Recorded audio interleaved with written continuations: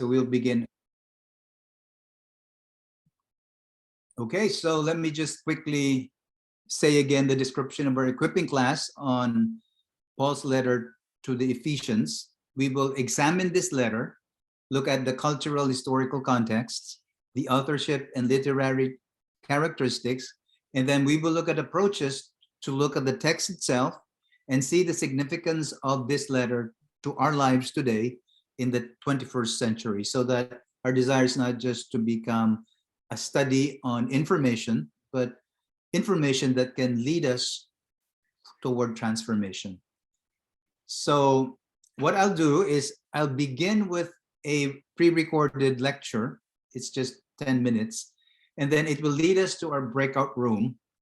So it will be about introductory matters on Paul's letter to the Ephesians. So this is what I'd like for you to think through as you listen to the lecture. So I'll break you into smaller groups, and as you listen to this lecture, would you think of one or two takeaways that you get from that lecture on the introductory matters in Ephesians?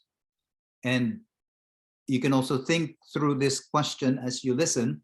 What items in the context or circumstances in the writing of the letter, the culture in Ephesians, or the church community can be relevant to our Canadian context, particularly to GCF, in our 21st century? So think through these questions. And what I can do is to put these questions on the chat so that you can refer to them as we listen to the lecture.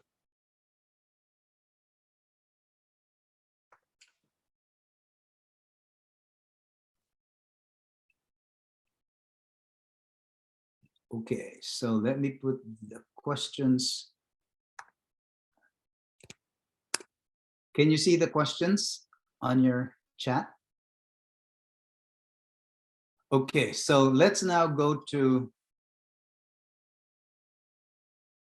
the lecture.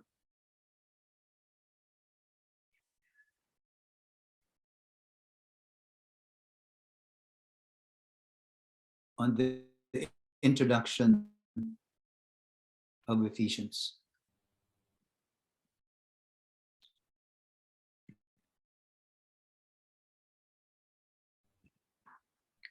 For this lecture, we will look at an overview of the introductory matters of Paul's letter to the Ephesians.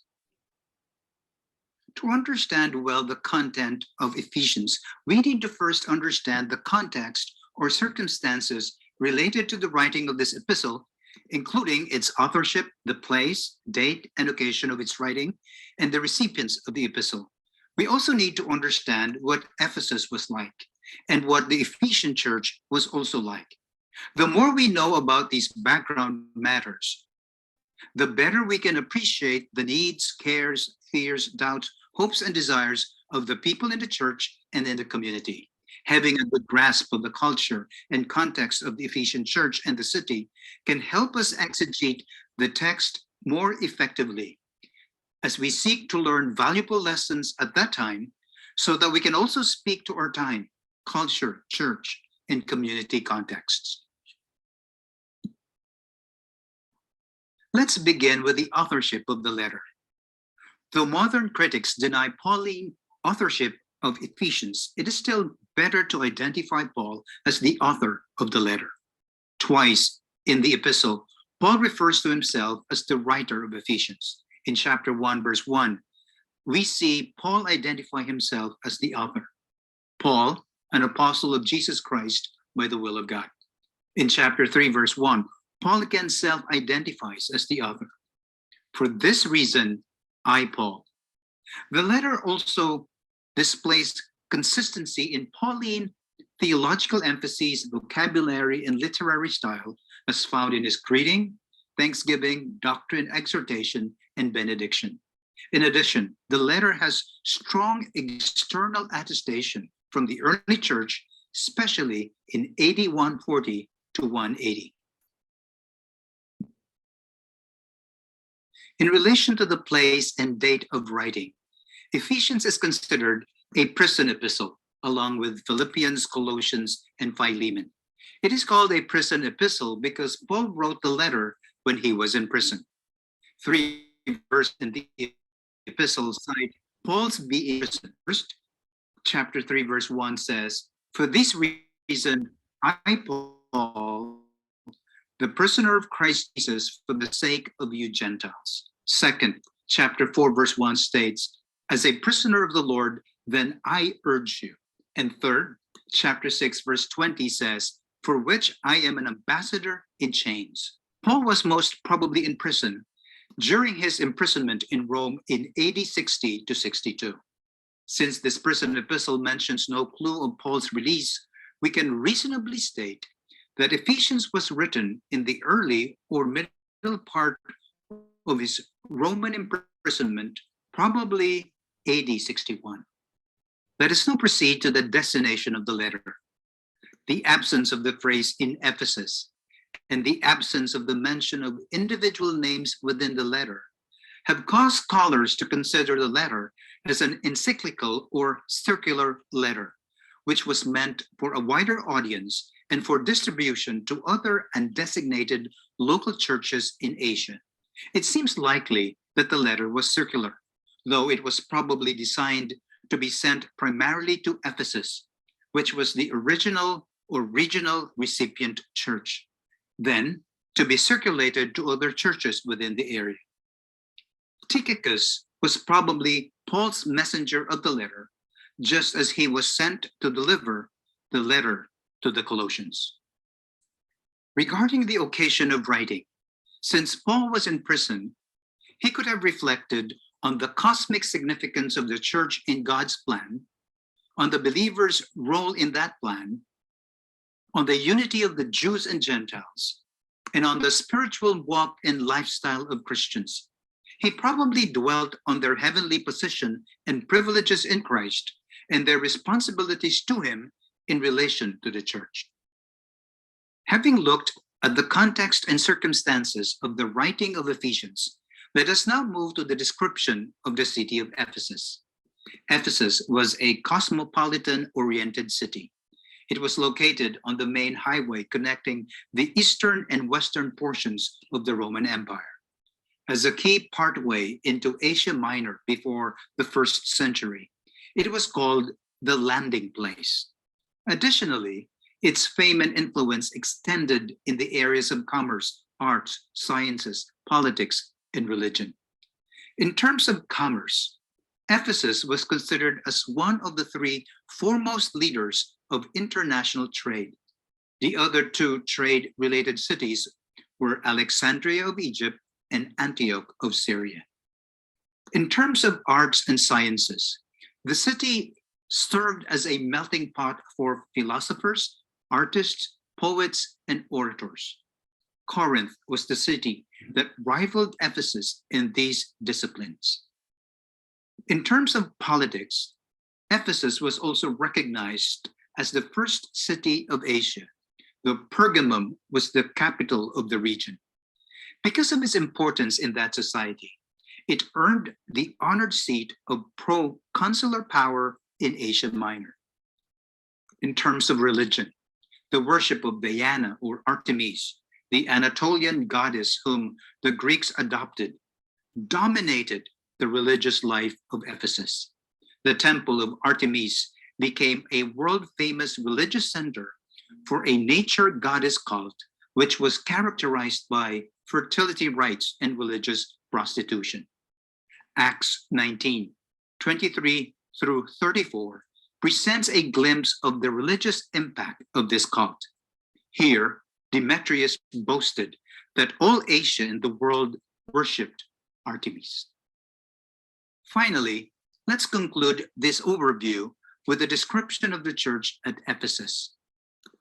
Paul founded the Ephesian church on his second missionary journey. After a brief visit there, he left the church under the care of Priscilla and Aquila. Then he returned to the city during his third missionary journey and stayed there for 3 years of ministry. The church is composed mainly of Gentile converts, though the number of the Jewish Christians was not small. Acts 18:18 until 20:38, discussed Paul's Ephesian ministry, which was marked with remarkable events. Paul baptized some of the followers of John the Baptist, held discussion groups at the Hall of Tyrannus, performed amazing miracles, preached salvation to sorcerers, and experienced a riot that was instigated by beneficiaries of the cult of Diana. Then, after 3 years of service, Paul gave his farewell address to the Ephesian elders at Miletus on his return to Jerusalem. Mention of the Ephesian church occurs again in two later New Testament settings. First, when Paul was instructing Timothy to remain in Ephesus in order to shepherd the flock there. And second, when the angel of the church in Ephesus announced God's message of commendation and rebuke to the Christians in that church. Let us summarize what we have learned so far. First, it is better to identify Paul as the author of the epistle. Second, Paul wrote the letter most probably during his first Roman imprisonment, maybe about AD 61.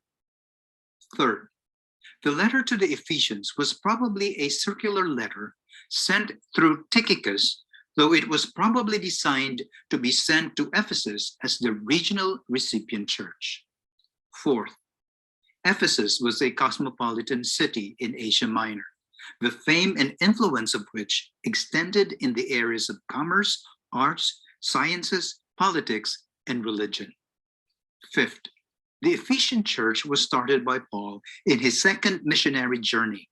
He returned to the church in his third missionary journey and ministered there for 3 years. The church was composed mainly of Gentile converts, though it also had a sizable number of Jewish Christians.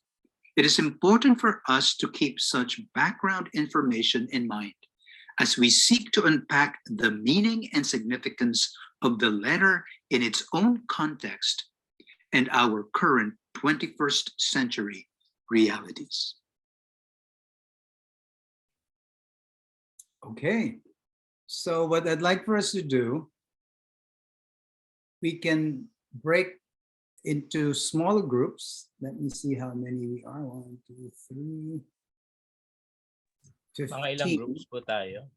15 tayo. So siguro, para mapabilis, siguro 4 groups. So ano sila? May 3, may 4. Oo. Okay lang na i-random na lang natin para mas mabilis yung assignment. Ito na ba, Brother Jode, ka mag-distribute? Yeah, pwede. Ayun. So random na lang yung... Random na lang. Okay. So the 2 questions your group will answer, pakibigyan lang ng siguro 15 minutes. What 1 or 2 takeaways do you get from this lecture on the introductory matters in Ephesians? Kumbaga, what struck you, what sounds significant to you? Tapos second, what items in the context or circumstances in the writing of the letter, the culture in Ephesus and the church itself, is relevant or can be relevant to the church here in Canada of the 21st century. So kasama po kayo sa group, Pastor Narry? O sige, sama mo na ako. Para 3-4 na yan, ano? 3-4 sa isang grupo. Yeah. Okay.